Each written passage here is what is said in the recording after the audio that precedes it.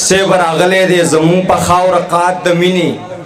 داسې څوک نشته دی چې وباسي زکات د مینې په کم وطن کې چې په برید باندې قتلونه کیږي هلته ژوندي ساتم سړي روایات د مینې ډېره زیاته مننه د اسیر ذیشان اسیر صاحب چې ډېر ښکلی پروګرام یې را جوړ کړو مونږ ته یې پکې هم بلنه راکړه مونږ یې هم راوبللو مشران ناست دي ماله خبرې نه راځي ځکه چر سړی یم او زما شعرونه به هم لږ روماني وي نو بخښنه به غواړم ځکه چې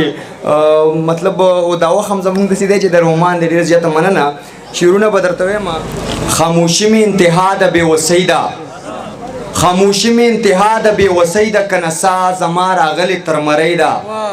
دا کمره زما د خوار خانه خراب و دا پکې تاویزانه چې رسۍ ده دا کمره زما د خوار خانه خراب و دا پکې تاویزانه چې رسۍ ده ما د مرګ نه وروستو مه نازوئ خلکه مسله ټوله زما د زندګۍ ده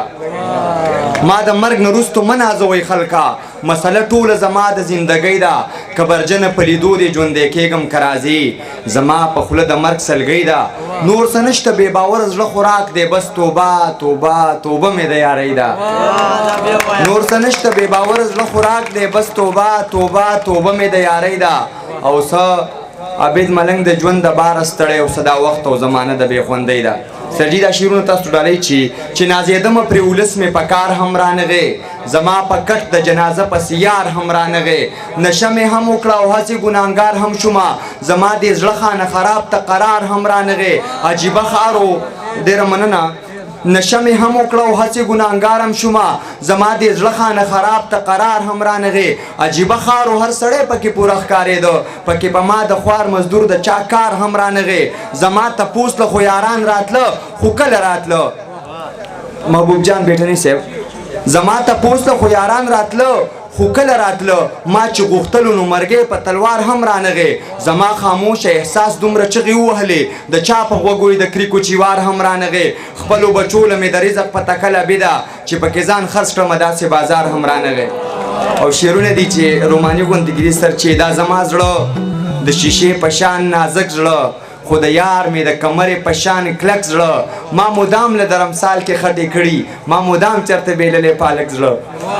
او ما د ښکلو په خوا مه بوځئ یارانو زه اکثر سړي ته پرېږدم په سړک زړه له دې ښاره الفتونو کډه کړې ډېره مننه له دې ښاره الفتونو کډه کړې خو محکم مې دی د مینې په مسلک زړه امکان شته چې تاریخونه را ژوندي شي که پیدا شم او تا کې د خټک زړه اخر چا ته د دردونو قصې وکم اخر چا ته راتش کړمه دا ډک زړه سړی نه شو مننه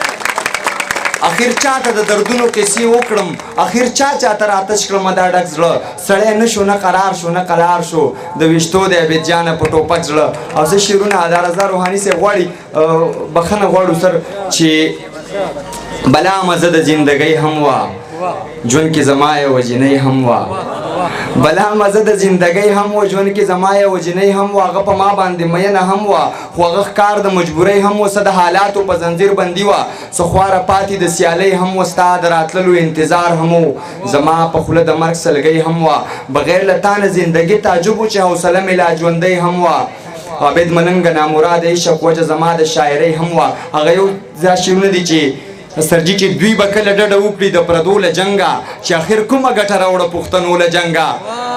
چې دوی به کله ډډه وکړي د پردو له جنګه چې اخر کومه ګټه راوړه پښتنو له جنګه زه د قسمت سره له جنګه ستړی شوی سړی له هره جنګه مې توبه بې د بڼو له جنګه